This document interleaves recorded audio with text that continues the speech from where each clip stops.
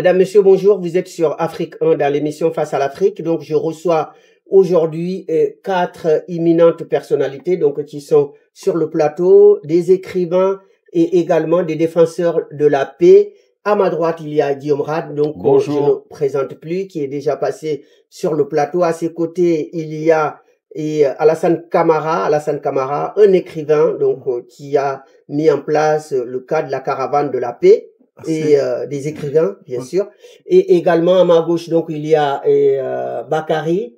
Bonjour. Bonjour, donc Bakary est journaliste et écrivain. Oui. À ses côtés, donc Badana Kio, donc qui va nous parler du congrès qui vient de se dérouler à Bruxelles. Merci pour la paix avec des écrivains qu'elle a embarqués avec elle. Donc vous allez connaître, vous allez savoir tout donc sur ces événements qui se sont déroulés cette semaine. Alors, donc, je vais commencer par Vadana. Donc, vous avez un poème à nous lire, Vadana. Alors, oui, j'ai un poème à vous lire. On peut démarrer par, en effet, le poème de la colombe de la paix. C'est un poème qui a été écrit par mon frère Tin Keo, donc qui est écrivain franco-cambodgien. Donc, la colombe de la paix. Alors, c'est si joli une colombe par sa beauté, sa blancheur. Son élégance, charme, égaye mes yeux. Une attirance se fait sentir subitement à la vue de l'oiseau venant du paradis. Elle n'est pas sauvage, elle s'apprivoise vite, elle est reconnaissante. C'est merveilleux.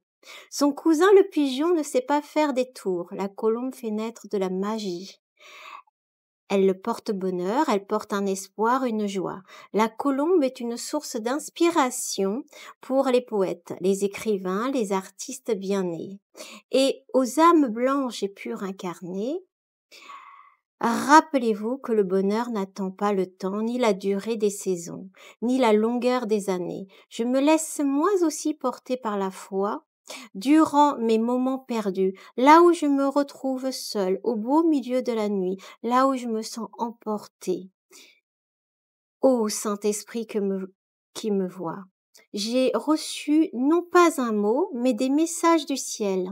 C'est sûr, de là-haut, la vue est plus belle, la lumière éclatante, lumière rayonnante, visitez le monde, les hommes, les animaux et les plantes.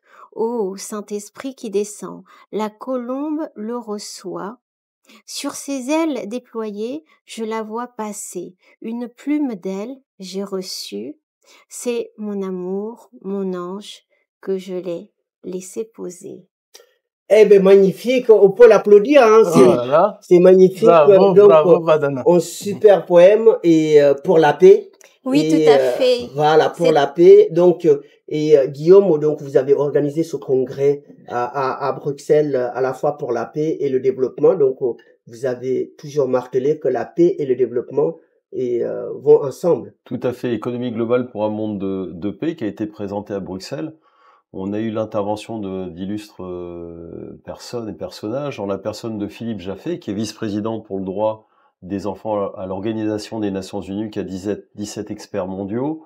Donc, il nous a parlé aussi de paix, de sa vision du monde, qui reste assez optimiste quand même, quant à l'avenir de l'humanité. On avait des acteurs du monde associatif, culturel et économique. Nous avions des industries représentées aussi de haut niveau. On parle d'implantation, par exemple, d'une usine de crevettes au Sénégal. On avait des membres du Parlement européen aussi qui sont intervenus. On avait une princesse aussi qui était là, présente, qui œuvre beaucoup, qui est marraine à l'UNESCO, on en parlera tout à l'heure, et qui propose un projet pour les enfants aussi un peu partout dans le monde grâce à un ballon de foot. Et ça a été une belle réussite, un vrai challenge parce que le temps était limité. Et j'espère que l'année prochaine, nos amis qui nous écoutent pourront venir, quoi, voilà. Eh ben, Vadana, l'année prochaine, c'est où alors que le congrès se déroule? Écoutez, on a beaucoup de challenges, on a beaucoup de propositions, donc on pourrait peut-être partir soit à l'étranger, soit pourquoi pas rester à Paris. Donc on vous fera la surprise prochainement. J'ai préparé un texte pour remercier par rapport à tous les intervenants, évidemment. Donc je vais lire un morceau de mon texte pour le remerciement de ce congrès, et puis Guillaume prendra la suite. Donc bonjour à tous et à tous. C'est avec une immense joie que je viens partager le succès du Congrès de la paix, qui s'est tenu les 19, les 20, les 21 et les 22 septembre. Donc je tiens à préciser que c'était sur 4 jours, parce que sur la note conceptuelle, nous avons annoncé 2 journées, parce que il y avait des journées où c'était en off par rapport au VIP. Et c'est pour cela que nous avons plus centré sur 2 journées, mais en fait c'est sur 4 journées, je tiens à préciser. Cet événement a rassemblé des participants venus d'horizons variés, responsables institutionnels, acteurs économiques, artistes, poètes, citoyens engagés autour d'une même conviction qui est la paix est le socle de la vie et du développement durable. Et rappelons-le que le thème du Congrès de la paix de cette année, c'était l'économie globale pour un monde de paix. La cérémonie de l'arbre de paix, symbolisée par l'olivier, est bénie la veille par le révérend père Zadik Advedikian, qu'on le remercie, a été un moment fort porteur de spiritualité et d'espérance. Nous remercions chaleureusement les artistes et les poètes de la CAD, Merci la Vadana. caravane des Ouais. artistes de Merci l'Afrique beaucoup. et de la diaspora, qui ont apporté une dimension créative et inspirante à cette rencontre. Vraiment, je remercie. C'est un honneur de vous avoir parmi nous et grâce à vous, vous avez ramené vos frères et vos sœurs artistes et L'honneur est poètes. réciproque, Vadana. Au cœur de nos échanges, donc sur la journée notamment du vendredi 19 septembre, 3 axes fondamentaux, la santé, le travail et la formation, le logement se sont imposés comme les bases de la protection de la vie, en cohérence avec la pyramide de Maslow, mais nous avons aussi affirmé que la paix doit être durable. Elle exige l'autonomie des individus et des communautés. Et c'est la raison pour laquelle, en fait, j'ai présenté mon concept de développement économique omnilatéral et circulaire, le DEOC, où je vais porter un livre qui va s'appeler L'or blanc. Et donc on en parlera plus tard par rapport à la sortie de ce livre.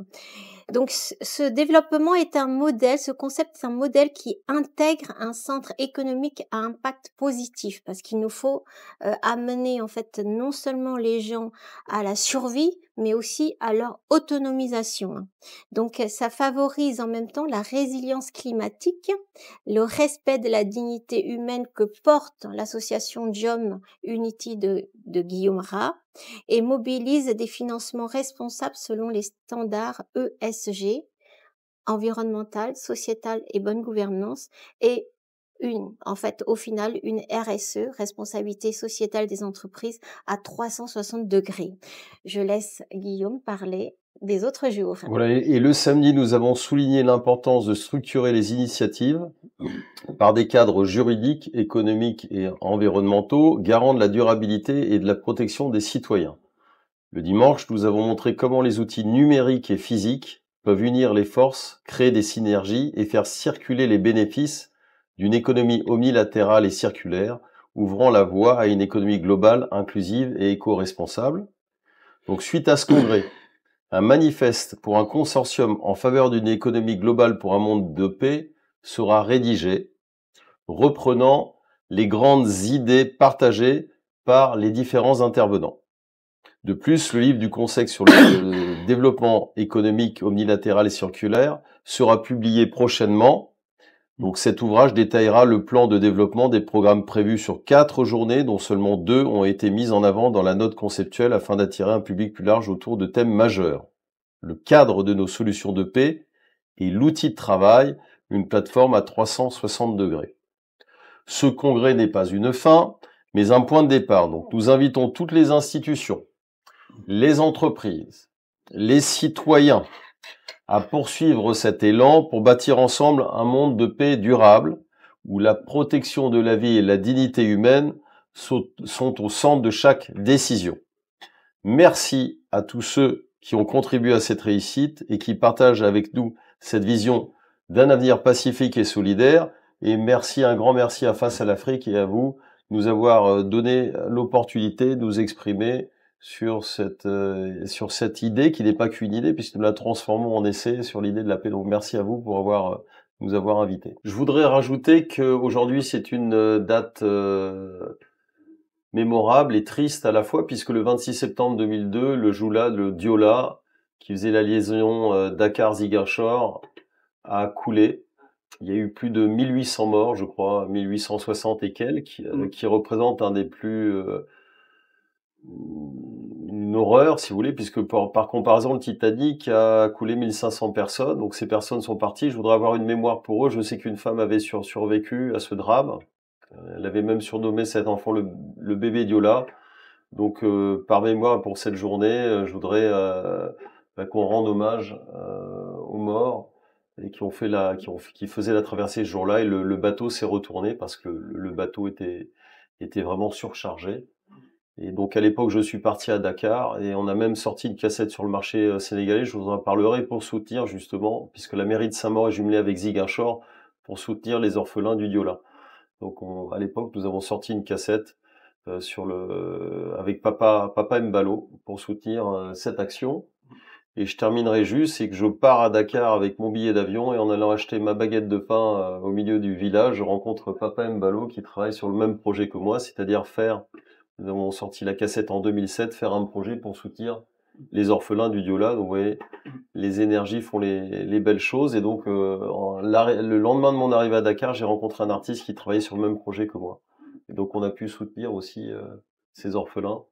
Voilà, donc c'est ce que je voulais ajouter. Merci. Chers téléspectateurs, je voulais rajouter que Guillaume est notre frère. Il a grandi au Sénégal et il a le Sénégal dans le cœur et l'Afrique dans son âme. Merci beaucoup. Alassane, vous qui êtes le président de la CAD, Oui. est-ce que les écrivains aujourd'hui ont entièrement leur place pour la paix dans le monde, en plus des artistes peintres et puis aussi des chanteurs? Est-ce que aujourd'hui les écrivains aussi ont entièrement leur place pour la paix, pour défendre la paix? Oui.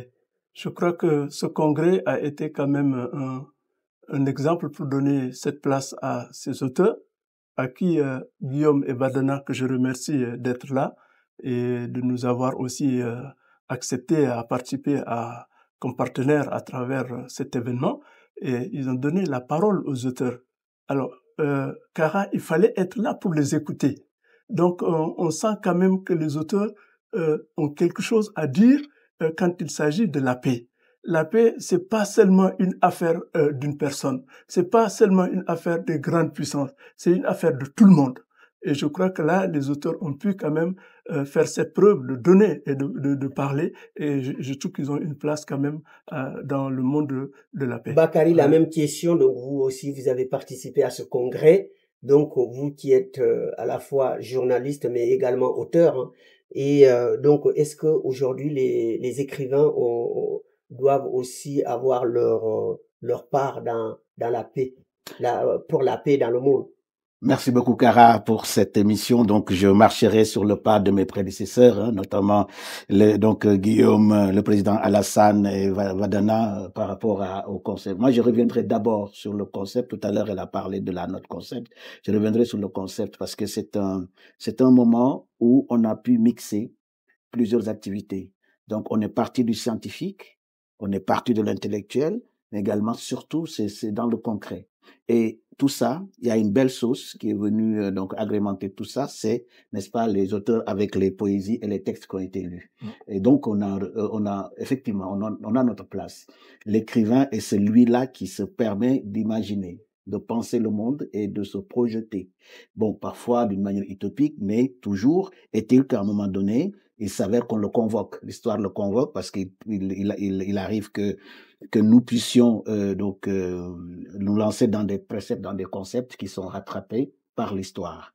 Et tu me permettras, je te dis donc de te remercier encore une fois de plus, comme l'ont fait tout le monde ici. Et je me rappelle, juste on s'est connus quand on était tous les deux dans la presse écrite.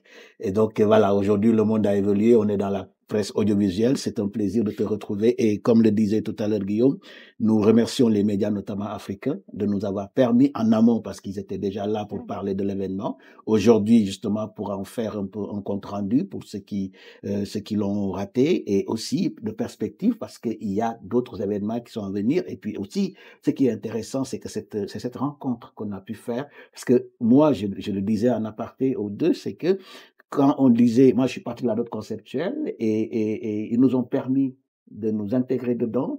Donc l'économie, parce que quand on parle économie globale pour le monde de paix, on se dit mais où se trouve la littérature, où se trouve la poésie? Mais c'est cette prouesse qui est à applaudir, qui est à féliciter, dire que c'est une excellente expérience. Et moi je pense que c'est le cas de tous les auteurs qui ont participé à cet événement. Ça a été bien sûr un moment pendant lequel on a vu que on peut marcher avec deux jambes. Si on marche deux jambes, c'est l'économie globale, mais également donc dans un monde de paix et surtout avec l'appui des écrivains, des créateurs. Et je pense qu'on est tous là pour magnifier ce bon moment. Donc tout le monde l'a dit ici. C'est un rendez-vous où il fallait être. Et pour ceux qui étaient, ils ont vu que c'était des bons moments d'échange les uns et les autres. Très bien. Donc on signale à la régie. Donc on va accueillir Sheila. Sheila aussi qui va venir. Donc maintenant, on va parler donc de vos écrits, de vos différents écrits. D'accord. Et donc vous avez publié Alassane, donc Kolda de mon enfance, et puis également le livre qui est en cours d'écriture, hein, qui est le livre d'or, que vous avez tous participé en tant qu'écrivain. Alors donc on va recevoir Sheila.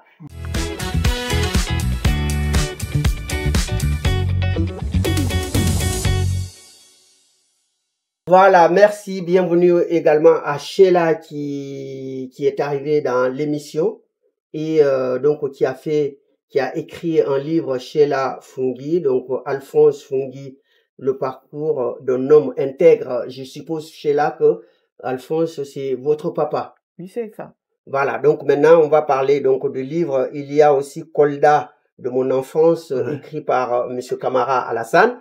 Et donc tous les deux, je montre ces deux livres, ces deux écrits à la caméra. Donc aussi, vous voulez connaître tout ce qui est dans ces livres, donc vous pouvez les acheter. Tout à l'heure, ils vont nous dire là où on peut se procurer de ces livres.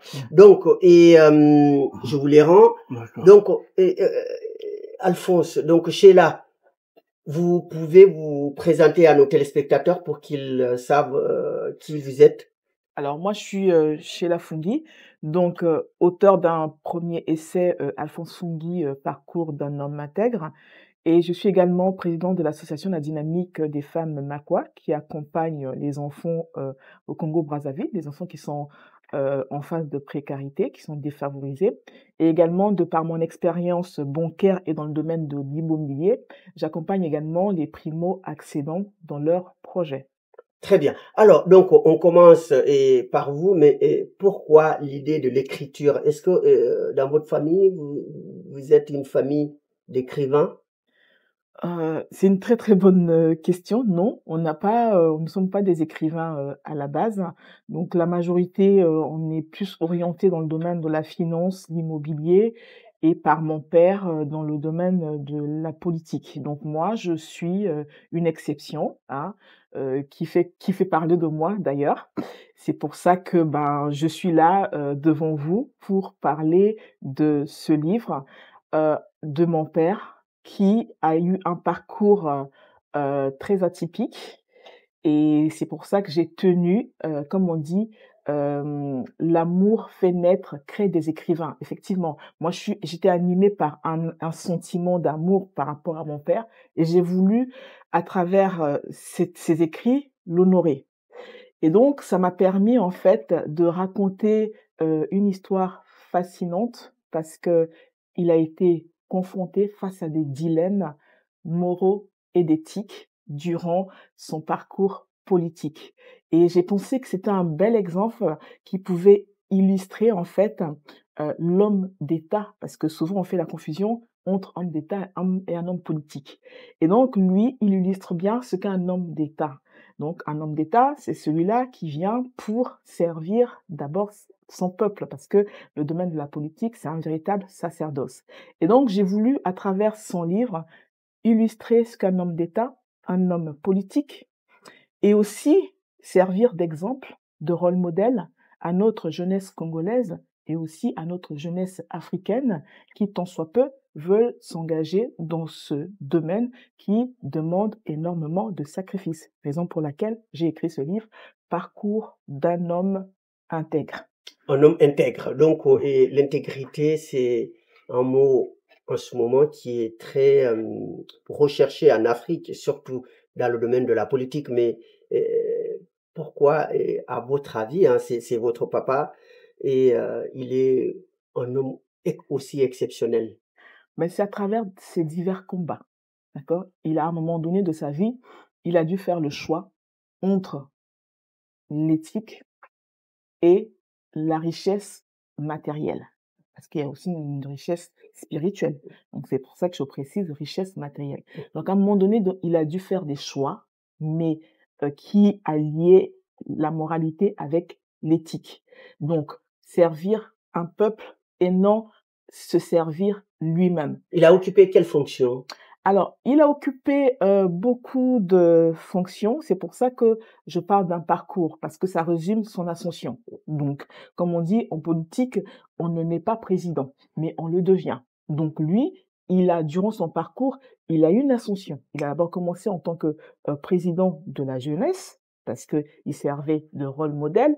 Rappelant que mon père sort quand même de l'ENA, l'École nationale d'administration, donc qui connaît bien le fonctionnement des administrations, qui sait gérer les administrés, qui sait gérer une cité. Et donc, il passe d'abord par cette position-là pour transmettre à ces jeunes qui, ma foi, caressent l'idée de devenir demain des hommes politiques. Et après ce passage, il passe notamment par les postes comme préfet de 2 régions, de la Bouenza qui constitue un grenier de notre pays, et également du Kwilu qui, ma foi, regorge des mines pétrolières. Donc, et après cela, il fait partie des hommes-là qui, ma foi, militent pour l'instauration de la démocratie au Congo. Ça, c'est dans les années 89, lors de la chute du mur de Berlin. Il est donc conseiller national de transition pour permettre en fait aux régimes dictatoriaux d'aller sereinement, pacifiquement vers une démocratie modérée et apaisée. Pluraliste. Voilà. Et donc, à l'époque, c'était le parti unique. C'était le parti unique. Ouais.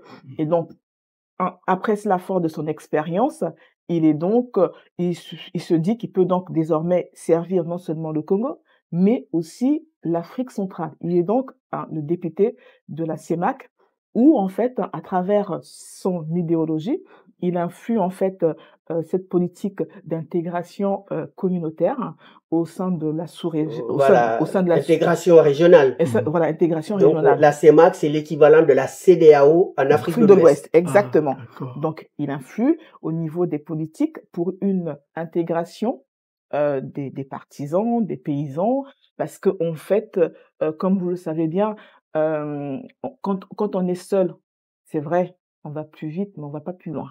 Donc, raison pour laquelle il est aujourd'hui impératif, pourquoi je dis que c'est un rôle modèle, parce qu'en fait, nous allons réussir que dans l'union, dans le rassemblement, dans les politiques communautaires. Et c'est ça qui va faire que l'Afrique, demain, soit forte. Parce que nous sommes forts, mais nous ignorons que nous sommes forts. Et ce que nous voulons, c'est que l'Afrique, qui a longtemps été considérée comme le berceau de l'humanité, ne s'arrête pas là. Que l'Afrique de demain soit désormais le berceau des intelligences. Aujourd'hui, vous allez le constater, nous parlons de plusieurs types d'intelligence. Intelligence économique, n'est-ce pas? Intelligence numérique. Mais quelle est la place désormais que l'Afrique occupe? Ou quelle est la place qu'elle veut occuper? Donc, nous avons des rôles modèles pour se servir d'eux, pour que nous allions de l'avant, pour que nous soyons plus forts, mais ensemble. Et le papa est actuellement? Alors, là, c'est encore une triste histoire, parce que si j'écris ce livre, c'est pour l'immortaliser. Donc, Voilà. Il est décédé en 2004, ici en France, suite à un cancer de foie, malheureusement. Et j'ai pensé que son combat valait la peine d'être partagé à travers des écrits, mais des écrits forts et mémorables. Pour que d'autres personnes s'inspirent de son parcours pour intégrer donc la moralité dans la politique. Bien évidemment, parce que c'est une cause aujourd'hui, nous parlons de la bonne gouvernance, d'accord? Mais cette bonne gouvernance-là, bah, ça demande un peu certaines valeurs, dont l'intégrité. Et donc l'intégrité doit être à l'ordre du jour pour que nous allions vers cette bonne gouvernance, pour que l'Afrique se lève, voyez-vous? Parce que l'Afrique, en réalité, elle est forte, elle est riche en matières premières. Et si nous croisons les bras et nous assistons les autres se développer, ce sont les autres qui vont nous dicter leurs lois. Nous, l'Afrique a une voix et l'Afrique doit se lever pour donner son mot, pour donner son opinion, pour se lever et dire que l'Afrique réellement existe, qu'elle est forte et qu'elle peut impacter l'avenir de ce monde. Et comme je vous l'ai dit, mon père vient du Congo et donc qui représente le deuxième poumon vert de la planète. De la planète. Ça sera ma deuxième question. Je vais revenir sur vous. Je vais passer à Alassane Camara, donc qui est le président de la CAD. Il va nous dire la CAD c'est quoi, et également il a écrit un livre sur son enfance à Kolda. Kolda, donc il va nous dire où se trouve Kolda, et donc il va nous parler un peu donc de la ville de Kolda. Alors Alassane, vous avez donc écrit ce livre que vous appelez donc Kolda de mon enfance. Et donc Kolda se trouve où, et quelle enfance avez-vous menée, avez-vous vécu à Kolda? Alors, Cara, je me présente d'abord parce qu'on n'a pas eu, avec la première question, j'ai pas eu le temps de me présenter. Je suis Monsieur Camara Alassane, écrivain, poète et critique littéraire. J'ai écrit ce Kolda de mon enfance, qui est un roman autobiographique. Et puis, j'ai écrit Balade matinale, qui est aussi un recueil de poèmes. Et puis, j'ai aussi écrit Par ton regard, avec une écrivaine du Cameroun qui s'appelle Marie Berti. Et puis là aussi, c'est un recueil de poèmes que nous avons fait à deux, qui a eu... Bon, donc dans mon parcours, on a fait pas mal aussi. J'ai fait beaucoup de livres collectifs aussi au Sénégal. Et puis aussi, finalement, on se retrouve avec celui-là. Alors, la question que vous m'avez demandée où se trouve Kolda? Où se trouve Kolda? Kolda se trouve au sud du Sénégal. Maintenant, c'est une capitale régionale du Sénégal. Et c'est là que je suis né et c'est là que j'ai grandi. Kolda de mon enfance, j'appelle ça. C'est Kolda de mon avenir. C'est Kolda aussi de toute ma vie. J'ai toute mon enfance enfouie à Kolda. Alors, c'est une ville très belle, très accueillante, très ouverte. C'est la ville des Peuls. Hein, c'est le fief des Peuls. Et puis, mais c'est une ville aussi cosmopolite. Voilà, cosmopolite. On retrouve toutes les ethnies dedans. Et elle est très ouverte, elle est très, très agréable. Alors, le livre Kolda de mon enfance a une histoire qui me fascine et qui me plaît beaucoup. Bon, au départ, comme mon cousin Camara Lai, je pensais juste écrire ce livre terminé. Mais je savais pas que l'écriture, c'est quand même un virus. Et une fois qu'on l'a chopé, on peut plus s'arrêter. Hein? Alors donc voilà, je suis au 4e, 5e livre et ça continue à écrire. Alors, ce livre, quand j'ai voulu l'écrire, j'avais une chose en tête. Je voulais que Camara Lai, comme il avait fait un livre qu'on appelle L'Enfant Noir. Et ce livre est un véritable monument littéraire pour l'Afrique. Bon, alors, quand j'étais à l'école primaire, le maître d'école est venu avec le poème, il nous a appris, c'était tellement beau, j'ai dit à ma mère, maman, écoute maman, viens, je vais te lire quelque chose, c'est très beau. Et quand je l'ai lu, elle a dit, ah, cet enfant a de la chance, sa maman a de la chance d'avoir un enfant qui parle si bien. Je dis, t'en fais pas, moi aussi, quand je serai grand, je vais t'en faire. Hein? Je vais te faire un poème. C'est là que j'ai chopé le virus de la poésie, à partir de là. Et toute ma vie, j'ai voulu écrire, ça ne venait pas. Il y a 2 ans, j'étais à l'île de Palma de Majorque. C'est là que l'inspiration est venue et j'ai fait un poème pour ma mère. Et ça aussi, ce livre, j'ai cette belle histoire. Alors, la tradition veut qu'au début d'une émission, qu'on lise un poème. Alors, moi, j'ai un poème que je voudrais te lire, qui est le poème Carte postale que j'ai fait pour l'Afrique. Et comme vous, c'est Afrique 1, donc ça tombe bien. C'est un poème que j'ai dédié à tous les enfants d'Afrique, où qu'ils soient en diaspora ou dans les autres pays du monde. Et voilà, c'est mon poème Carte postale pour l'Afrique.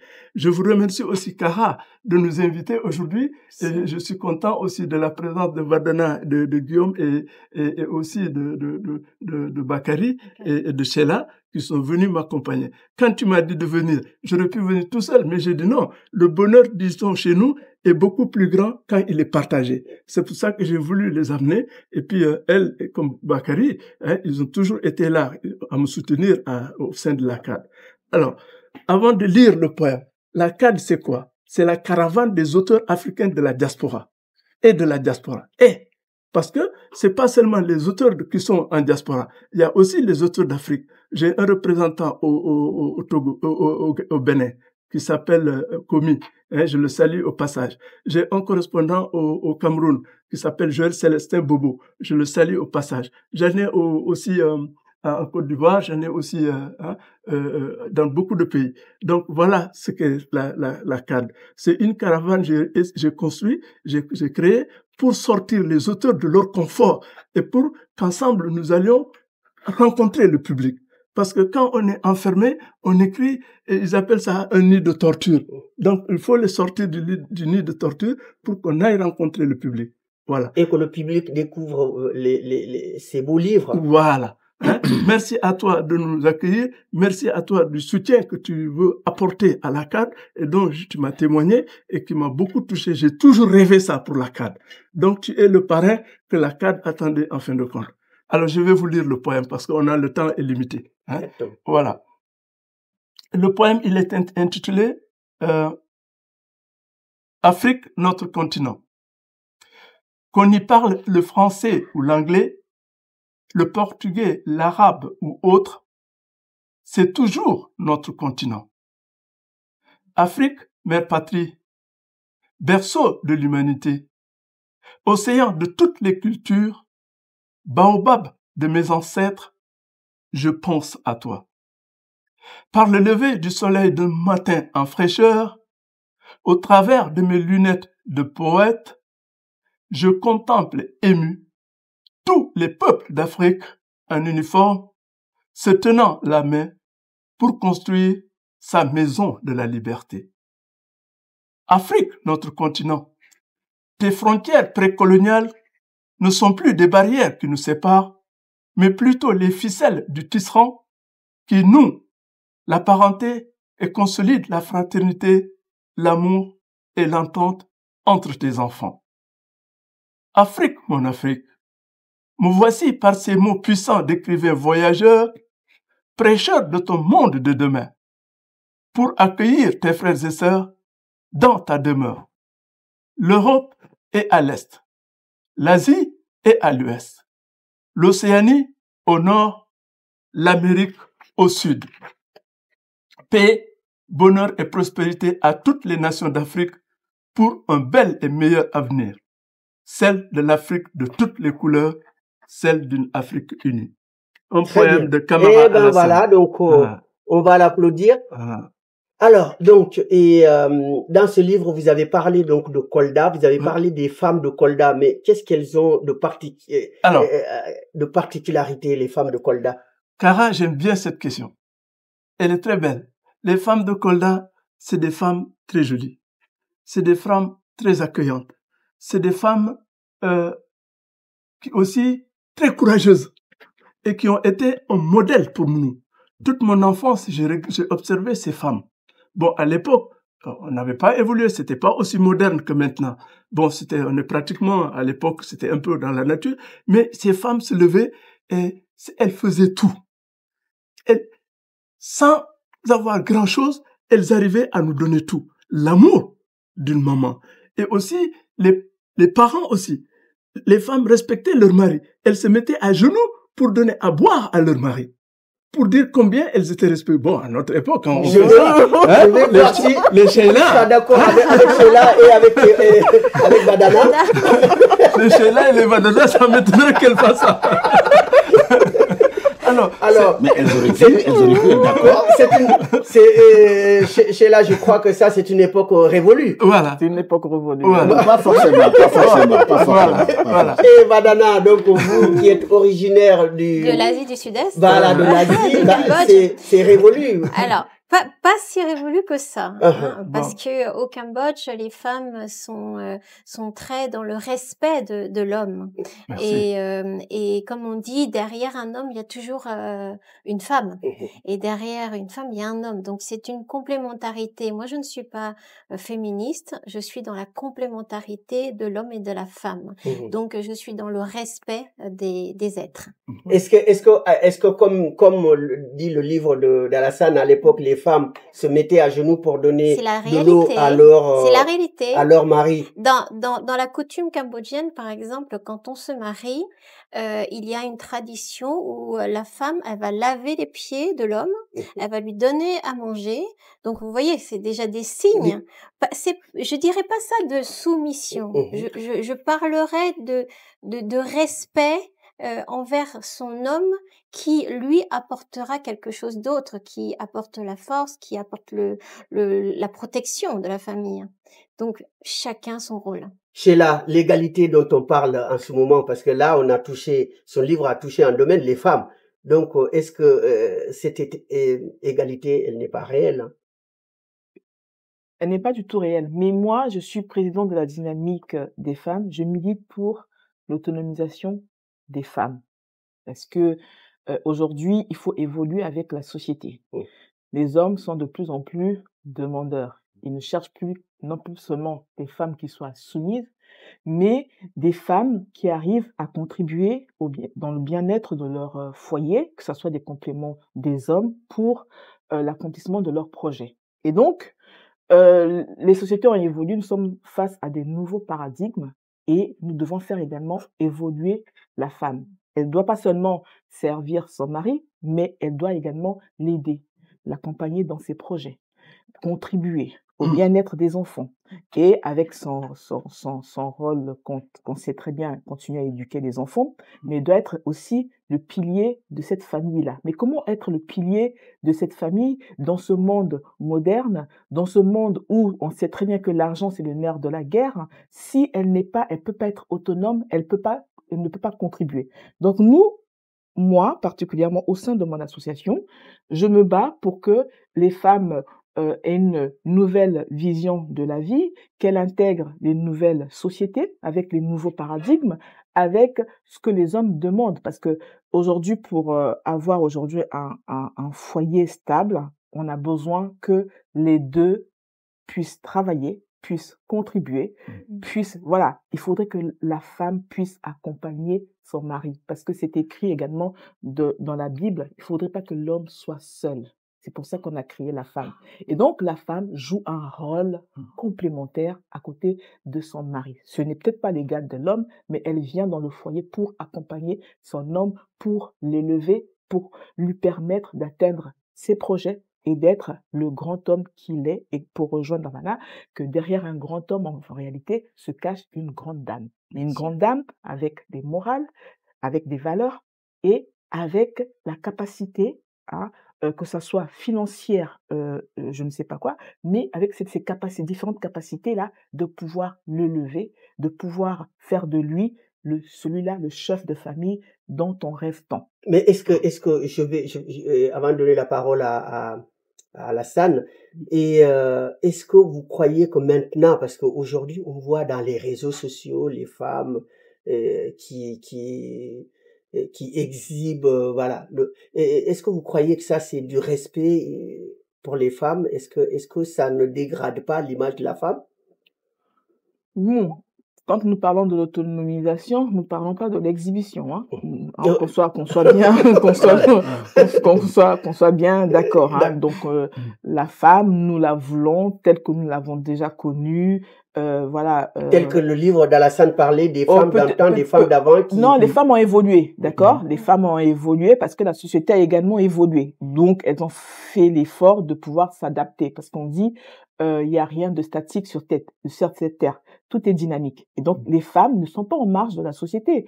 Tout comme les hommes évoluent, les femmes doivent également évoluer, d'accord? Si aujourd'hui on parle du numérique et que les hommes s'y adonnent, il faudrait aussi que les femmes arrivent à s'aligner, sinon ça serait des analphabètes modernes, d'accord? Donc aujourd'hui, nous parlons pas de l'exhibition, nous parlons des valeurs morales, des valeurs sociétales.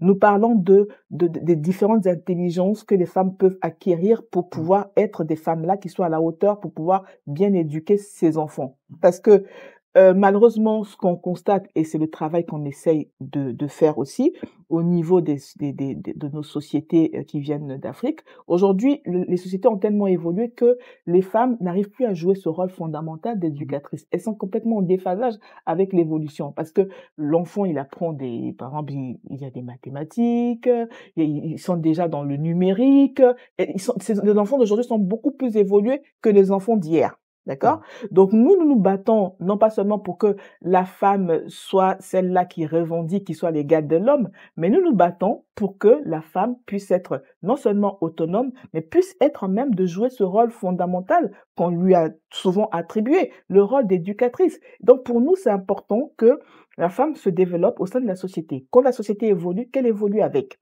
Si aujourd'hui les hommes sont demandeurs et veulent avoir des femmes qui l'accompagnent, qui les aident, et c'est écrit dans la Bible qu'il ne faudrait pas que l'homme soit seul et que la femme doit venir, elle a été créée pour pouvoir l'aider. Et donc, nous faisons de telle sorte que de doter ces femmes-là de certaines compétences, de certaines compétences, que ce soit matérielles, professionnelles, pour pouvoir accompagner soit peu son égal ou son compagnon et pour qu'elle joue réellement son rôle de complément de l'homme parce que la femme, elle a été créée pour accompagner l'homme. Cara, si tu permets, avant de donner la parole à Camara qui a suscité ce débat, c'est que c'est un débat pour moi qui est dépassé de temps plus qu'il n'a jamais existé. Parce que quand on parle de l'égalité de la femme, donc en Afrique, c'est qu'on prend comme lui, il a pris les lunettes de poète pour chanter la femme coldoise. Il faut qu'on remette les choses dans leur contexte. Il vient d'une région, il l'a dit, du sud du Sénégal, la Casamance de manière naturelle, de manière globale. Et c'est une région dans laquelle il n'y a pas de hiérarchie. Depuis l'histoire de la Casamance, c'est la seule région du Sénégal où il n'y a pas de roi. Donc c'est toujours des assemblées, donc par strates. Les jeunes filles parlent à leurs aînés, etc., que les aînés parlent aux anciens, etc., etc. Et donc, moi, j'ai toujours pensé que la question d'égalité aux femmes, juste une anecdote que j'aime bien donner, c'est que quand on était gamin à la maison, le samedi soir, s'il fallait sortir, quand le papa, il dit, personne ne bouge, j'aime bien le clin d'œil de ma mère qui me fait ça. Ça veut dire que non seulement tu vas sortir, mais je te donnerai des sous pour sortir. Donc, c'est notre mère qui gérait. Et ça a toujours été comme ça. Alors, si maintenant on prend le concept d'égalité homme-femme avec un regard qui n'est pas africain, on peut débattre jusqu'à demain matin. Mais il faut qu'on accepte que les femmes en Afrique, il n'y a pas plus puissante que la femme. Et donc, c'est-à-dire le poète Alassane, je pense que il faut qu'on accepte que le poète puisse parfois digresser, que le poète puisse parfois provoquer, puisse des fois choquer. Mais je pense que même Sheila est d'accord que donc on n'est pas l'un au-dessus de l'autre, mais on est à proximité. Oui. D'ailleurs, ton plateau le montre. Hein. On est bien. L'équité. Moi, je parlerai plutôt de l'équité à la place de. Alors, Alassane, donc vous parlez de la femme des années 70. Oui. Là. Oui. Donc et la femme de 2025 à Kolda, elle est comment? Elle est travailleuse. Elle est toujours intégrée dans la société. On les trouve dans les bureaux. On les trouve en voiture. On les trouve en moto, en bicyclette maintenant. Voilà. Ils font tout, comme les hommes. Voilà. Et ça, c'est merveilleux. Alors, j'ai une belle histoire à vous raconter par rapport aux femmes de Kolda. Dans mon livre, je voulais juste mettre un poème au début, Kolda de mon enfance. Mais, à l'occasion de la journée des femmes, on m'a demandé de faire un poème pour les femmes et je l'ai fait. Ça a eu tellement de succès que j'ai pas pu m'empêcher de le mettre dans le livre.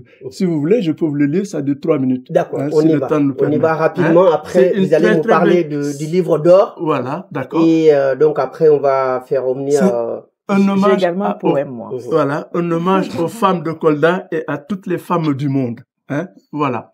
Femmes de Kolda. En cette journée mémorable qui est le jour de la journée des femmes, dédiée aux femmes, je libère l'oiseau qui s'envole porteur d'un message pour vous. La joie dans les yeux, le bonheur et la pluie dans l'âme, le pigeon blanc que j'ai libéré est également porteur d'un bouquet de fleurs pour vous. Ô femme du Fouladou, je vous trouve belle. Votre beauté parfume nos maisons, autour du berceau qui nous vit naître. Soyez mes amours, et merci de me donner la calebasse d'eau douce de notre rivière, très bonne à boire. Elle est aussi agréable pour les baignades. Votre charme, enroulé aux mémoires de mon berceau, éclaire votre nid de baisers. C'est l'aube. L'appel du muezzin me réveille. J'entends le roucoulement de deux tourterelles dans leurs ébats amoureux. Le coq chante, la ville s'éveille. Voilà le poème des femmes de Kolda. Magnifique, ce bel hommage aux femmes, aux femmes en général et les femmes de Kolda en particulier. Alors, donc, je vais demander à Monsieur Bakary, il y a un livre d'or en perspective. Donc, vous pouvez nous parler un peu de ce livre d'or parce que vous êtes quasiment sur le plateau tous concernés par ce livre d'or. Tout à fait. Donc, vraiment, pour faire la suite au poème que vient de lire le président, donc Alassane, le président de la caravane des auteurs africains et de la diaspora, c'est pour nous ramener, bien sûr, à la première partie de notre entretien, puisque tout est parti de cette idée, justement, de congrès sur l'économie globale et pour le monde de paix, pour la paix. Donc, il a fait que, donc, on s'est posé la question, quelle pourrait être la participation des écrivains, des auteurs, des poètes dans cet événement-là? C'est pourquoi, donc, c'est vrai que moi, j'adore Alassane parce que c'est c'est un vrai poète, dans ce sens qu'il est rêveur. Ça dit, quand je dis il est rêveur, c'est le rêveur dans le bon sens. Ça dit qu'il part sur des utopies parfois et il te bat pour que ça devienne réalité. Et c'est le fruit de ce livre d'or qui regroupe plus d'une trentaine d'auteurs d'origines diverses. Et c'est ça qui est intéressant. Et le dénominateur commun, c'est de parler de la paix. Et parler de la paix par ces temps qui courent, je pense, ce n'est pas du luxe ni du superflu, et ça vient à son heure. Et d'autant plus que on l'a fait au cœur de l'Europe, au cœur du Parlement européen, venir ce jour-là pour chanter la paix. Je pense qu'on ne pourrait pas faire mieux. Et donc, c'est l'occasion vraiment pour remercier et saluer toutes les autrices et tous les auteurs qui ont participé à ce travail collectif qui fait que chacun de nous, à travers sa créativité, a pensé, a contribué à la paix et a rejoint le projet dont Vadana et Guillaume ont parlé dans la première partie pour dire que c'est possible.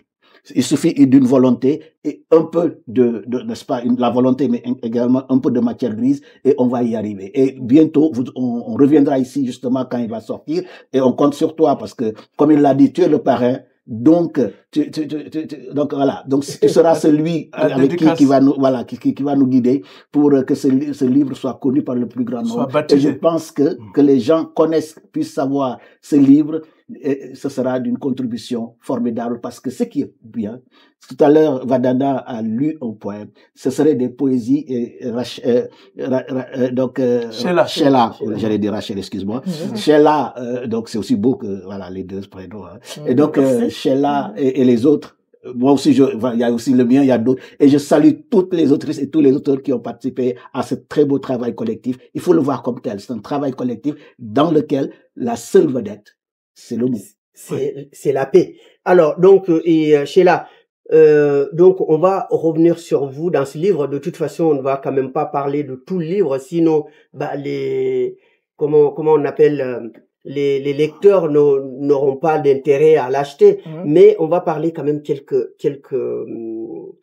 mots. Et vous avez parlé donc du poumon vert, du rôle écologique du Congo. Brazzaville, qui est le poumon vert d'Afrique ou même du monde. Donc, mais est-ce qu'aujourd'hui la forêt congolaise n'est pas menacée? Non, pas du tout. pas du tout. Donc elle va toujours continuer à jouer son rôle, hein. Vous savez, aujourd'hui, nous parlons de l'écologie, nous parlons de l'économie verte, nous parlons de notre planète qui est menacée, d'accord? Et donc l'Afrique est une réponse pour, permettre encore à notre population de pouvoir espérer, grâce à son écologie, grâce à son écosystème. Donc c'est pour ça qu'il était opportun pour moi de vous faire faire un petit clin d'œil à ce Congo qui, demain peut, servir en fait, de parapluie pour notre planète. Donc, on rappelle que c'est la République du Congo, hein, Oui, Congo-Brazzaville. Congo-Brazzaville. Ok, et Monsieur Camara, Oui, maintenant, ce livre, oui. et, Je voulais rajouter un petit détail, une petite précision par rapport à ce livre d'or dont il a si bien parlé. Ce livre a une particularité, c'est que tous les textes et tous les poèmes qui sont inscrits dans ce livre ont été soumis à une critique littéraire. Et chaque texte est accompagné par sa critique littéraire pour préciser, pour donner au lecteur l'information comme quoi le texte qu'il lit à côté a une valeur, a une importance, et puis ça l'aide à mieux apprécier le travail des auteurs. Alors nous avons fait quelque chose de particulier au Congrès, c'est-à-dire on s'est dit on veut pas que les auteurs repartent les mains vides. Alors on a décidé de donner des diplômes d'honneur à tous les auteurs qui ont écrit dans le livre. D'accord? Et à tous les panélistes aussi qui ont contribué à faire les interventions littéraires. Et ensuite, maintenant, pour les autres, on a préparé des attestations de participation où chacun, toutes les personnes qui sont inscrites pour l'événement puissent repartir avec ça. Voilà. Très bien. Donc, et Vadana, vous aussi, donc, ce livre d'or, donc, est parti de votre idée pour la paix. Donc, quelle est la contribution? Moi, je ne vois pas du tout d'issue que de faire ce livre-là le jour du Congrès de la paix, parce que ce livre doit être le travail en fait commun pour aboutir à une paix. Et qui peut représenter mieux que nos artistes, nos poètes, pour amener un peu de douceur dans ce monde de brut. Et on parle quand même d'économie globale pour un monde de paix. Donc on parle d'un sujet qui a vocation d'amener des brutes, comme je l'ai dit tout à l'heure, d'accord? Mais là, on amène de la douceur. Et c'était fort bien parce que Bakary était avec moi, était modérateur avec moi, et j'ai l'honneur d'avoir Bakary à mes côtés pour justement faire amener un petit peu de douceur après des exposés qui sont longs, qui sont lourds parfois, parce que parler des cadres juridiques, parler du cadre d'économie sociale et solidaire, parler du cadre environnemental, parler des choses qui sont poignantes.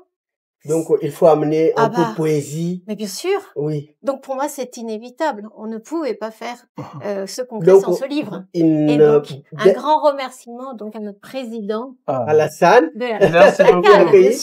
Sur le plateau en direct. Donc, Sheila. Et vous avez aussi un poème à nous lire.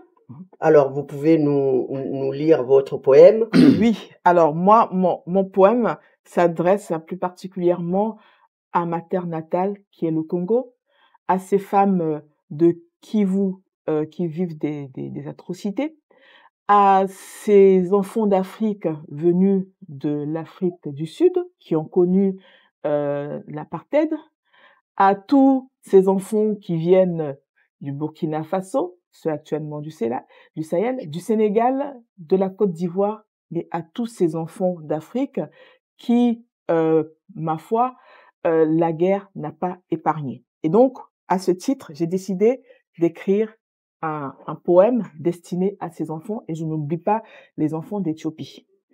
Donc, mon poème s'intitule « Le cri des terres meurtries ». Alors, dans les vallées profondes où le sang a coulé, des souvenirs de guerre, des âmes dévastées, l'Afrique, ma terre aux couleurs éclatantes, se lève avec courage malgré les vagues souffrantes. Les tambours de la nuit résonnent encore. des échos de combat, des cris qui implorent. Mais dans chaque village, un espoir sommeille, un rêve de paix, une douce merveille. Les enfants aux yeux brillants, pleins de questions, rêvent d'un avenir, d'une douce vision. Ils dessinent des mondes au-delà des frontières, où l'amour triomphe, où l'honneur éclaire. Les mères, quant à elles, chantent des berceuses de vie, elles portent en elles la force infinie. Dans leurs bras, l'espoir, dans leurs regards, la lumière, elles tissent des rêves et des lendemains de prière. Et quand la paix s'installe, les cœurs s'apaisent. Les rivières de larmes deviennent des sources de fraîcheur. L'éducation s'épanouit, les esprits se libèrent, les enfants armés de savoir deviennent des bâtisseurs. Les marchés s'animent, des échanges s'intensifient, les cultures se rencontrent dans un ballet de vie, les mains qui se tendent unies dans l'effort construisent un avenir, un monde en accord. Les chants traditionnels résonnent dans l'air, les danses des ancêtres, un hommage à la terre, les rituels se mêlent, les histoires se partagent, et dans cette mosaïque, l'harmonie s'engage. Les femmes, elles, se lèvent, fières et audacieuses, elles portent le changement, des voix précieuses. Dans l'égalité, elles trouvent leur voix, des leaders en devenir, des phares pour nos choix. Et quand la paix embrasse les cieux s'éclaircissent.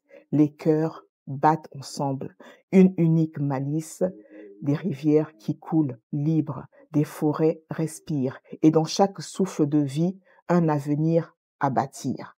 Alors chantons ensemble pour l'Afrique en éveil, où la paix s'impose, où l'amour éveille. Ensemble, main dans la main, construisons demain un avenir radieux, loin des chagrins. Et dans les terres d'Afrique, unissons nos voix pour un monde de paix, de joie et de choix. Des rêves partagés, des cœurs en symbiose, dans l'unité des peuples, la paix se dépose. Quelle est belle la paix. Waouh! Alors là, aujourd'hui, donc, nous, vous avez remarqué, donc, les poètes sur ce plateau, les poètes qui nous font rêver, qui parlent de paix, d'un monde de paix. Et donc, Alassane, Oui. aujourd'hui, donc, aujourd'hui, vous utilisez vos plumes pour la paix. Alors, c'est ce que je te disais. Il fallait être l'Akara pour voir les poètes, écouter les poètes s'exprimer. Ils ont envahi les cœurs. Et c'était tellement beau que les gens étaient accrochés comme s'il y avait, des fois, c'est comme s'il y avait personne dans la salle. Tellement la façon dont ils parlent, la façon dont ils le disent, ça touchait les gens. Alors, c'est ce que je me dis toujours. Que ce soit les autorités, que ce soit les grandes puissances, que ce soit les organismes, on doit rapprocher les auteurs de leur vie. J'ai aimé une chose que j'ai constatée aux États-Unis, quand il y a eu comment dirais-je encore, l'investiture de Joe Biden. Il y avait une jeune fille, une noire, qui avait présenté un poème, d'accord? Et puis, elle l'a tellement bien dit, elle l'a tellement bien fait avec tout ce monde qu'il y avait, et d'un coup, c'est comme s'il n'y avait plus personne dans la salle. Et ça, j'ai aimé. J'ai dit, enfin, voilà des autorités qui ont compris que la poésie doit accompagner les dirigeants. Donc, elle est puissante, la poésie. Voilà. Hein? La poésie, c'est tout. C'est une arme. C'est elle qui éteint, voilà. C'est elle qui éteint les feux. C'est elle qui dissipe les conflits. Elle est capable d'arranger des gens qui se haïssent et faire en sorte qu'ils s'aiment. La poésie. Donc, c'est tellement intéressant qu'on a même débordé parce que tellement vous sublimez. Je vais te supplier. Aujourd'hui, je suis le porte-parole de tous les auteurs et auteurs. Aujourd'hui, ce sont les auteurs présents qui ont lu leur poème. J'aurais pu lire le mien, mais permets-moi juste de lire celui d'un de ceux qui ne sont pas là. Juste, on va finir là-dessus, si tu permets bien. D'accord. J'ai pris comme ça au hasard. J'aurais pu prendre tous les, voilà, j'aurais pu prendre tous les, donc là, de notre ami Bonnie Wisman, je l'ai pris au hasard comme ça. Donc, qui s'intitule La paix, ce n'est pas un mot. La paix, ce n'est pas un mot. C'est un comportement, d'Exit Félix Houphouët-Boigny. Vocable 1 million de fois prononcé, comportement non aligné, hommes, femmes et dirigeants décalés. Qu'elle soit écrite dans nos yeux, nos âmes et notre sang, non pas sur nos lèvres, nos feuilles et nos écrans, nos chemins éclairés, nous ne serons point des brigands. Quand nos cœurs s'inclinent et façonnent des ponts, les murs noircis seront cirés et nos voix jamais des prisons. Seulement des parfums d'union et de réconciliation. Alors viendra ce jour où nous serons tous artisans de l'humanité, où les armes dans la nuit n'auront pas eu de partisans. Ce jour-là, la paix ne se taira point, car elle aura enfanté un monde de paysans. Boni Wiesmann. Merci beaucoup. Ah, on l'applaudit. Merci, Même merci s'il n'est pas là, on Bakary. l'applaudit. Voilà, Donc, merci. aujourd'hui, vous avez des armes puissantes pour la paix. Mhm. Donc, des poèmes, vos différents poèmes Voilà. qui tout s'achemine vers la paix. Mhm. Alors, donc, maintenant, je vais vous demander à chacun en une minute de conclure. Oui. Et je vais commencer donc par nos dames qui ont Merci. aujourd'hui brillé. Ouais. Alors, donc, Vadana, face à votre caméra, quel est votre mot de conclusion? Mot de conclusion, on a parlé des hommes et des femmes, c'est important puisque la paix est constituée par le respect des hommes et des femmes. Donc, je dirais équité par rapport donc à la relation entre les hommes et les femmes pour amener la paix. Et je souhaite évidemment que l'amour puisse être une valeur puissante par rapport à ces relations humaines. Alors, Bakary, face à la caméra. Alors, face à la caméra, je dirais un grand merci à cette occasion qui nous a été donnée justement de conjuguer nos efforts autour de cette parole qui est noble, qui est la paix. Et donc, je remercie toutes et tous, mais également un mot pour toute la communauté, les communautés d'Afrique qui nous regardent, et particulièrement le collectif des Sénégalais de la diaspora en France, dont j'ai l'infime honneur d'en être le président, pour dire que aussi, à l'instar des autres camarades qui sont autour de cette table, nous œuvrons tous aussi pour un monde de paix, pour aussi le développement de notre cher continent, la terre, mère, l'Afrique. Alors, Sheila, face à la caméra, votre mot de conclusion. Alors, pour conclure, j'aimerais d'abord vous remercier pour votre plateau et interpeller la conscience africaine pour dire que nous devons apprendre à vivre en harmonie, en paix, comme des frères. Sinon, nous allons mourir tous comme des idiots, disait Martin Luther King. Et donc, j'interpelle notamment notre jeunesse africaine à s'imprégner de certaines valeurs morales et d'éthique. Et c'est cela qui fera que l'Afrique sera forte. Mon livre est donc disponible sur Amazon et à la FNAC. Il suffit juste d'écrire Sheila Fungi, Parcours d'un homme intègre. Et ben, vous allez tomber directement sur ce livre.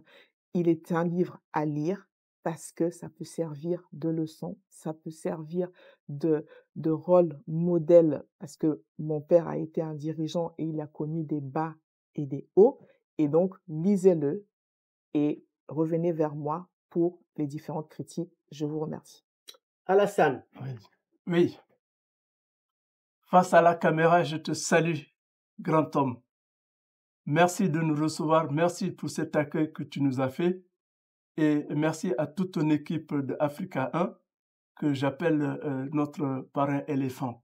Alors, le proverbe africain dit, quand l'éléphant te porte dans son dos, tes pieds ne risquent pas de se mouiller dans l'herbe, dans la gelée de l'herbe. Donc, nous sommes heureux, nous, au niveau de la CAT, d'avoir cette plateforme de télé nous accompagner dorénavant. Et aussi, je salue tous ceux qui nous regardent et qui regarderont cette vidéo pour dire que voilà, nous essayons, nous aussi, nous les auteurs, par notre engagement, à apporter la paix, à apporter le bonheur, à essayer de développer ce continent, surtout l'Afrique que nous aimons beaucoup et qui est notre mère patrie, comme l'a bien dit Pape. Voilà. Très bien, donc voilà la conclusion du président de la CAD. Voilà. Et voilà les deux bouquins, donc le livre de Sheila Fungi, Alphonse Fungi, le parcours d'un homme intègre. Donc vous pouvez, et elle l'a bien dit, vous pouvez retrouver ce livre. Ça peut vous inspirer et ça peut vous aider aussi dans si vous avez envie d'embrasser la carrière politique. Ça peut vous aider, ça peut vous guider. Alassane Camara, donc au Kolda de mon enfance. Si vous voulez tout savoir sur Kolda, Et donc, vous pouvez acheter ce livre c'est votre livre Alassane, on peut le trouver où? Ouais, sur Amazon, on peut trouver sur Amazon mes livres. Sur Amazon sans aussi. problème. Voilà. Donc, vous pouvez nous dire à peu près combien ça coûte vos deux livres respectifs, Sheila? Alors, le mien, il est à 17,99 hors frais de transport sur Amazon et à la Fnac. D'accord. Et ceux qui le veulent aussi, ils peuvent nous demander vos coordonnées. Nous avons vos coordonnées, vos numéros de téléphone s'ils veulent vous rencontrer. Et puis aussi... Le mien aussi, le prix, c'est 20 €. Alors, j'ai statué ça pour le livre d'or aussi et ça marche. Donc, on s'est dit que le 20 €, c'est le prix standard, le bon prix, quoi. Voilà, donc vous pouvez aider ces écrivains africains en achetant leurs livres. Il y en a d'autres qui ne sont pas là, vous avez, Tout à fait. Vous êtes là, mais dans la caravane des écrivains, il y a beaucoup de monde, beaucoup d'écrivains. Donc, donc si il y vous a avez d'excellents livres aussi au sein de la caravane. Également, une véritable pépinière de talents littéraires. Très bien. Alors, je vous conseille de vous rapprocher d'eux, d'acheter ces livres, comme ça peut les aider. Alors, je vous remercie d'être venu à cette émission et je remercie également donc la régie avec Faisal Sidiki. Je remercie le PDG de la chaîne Hamzatage. Je remercie nos téléspectateurs d'avoir suivi cette émission et je vous donne rendez-vous à très bientôt sur Afrique 1 dans l'émission Face à l'Afrique.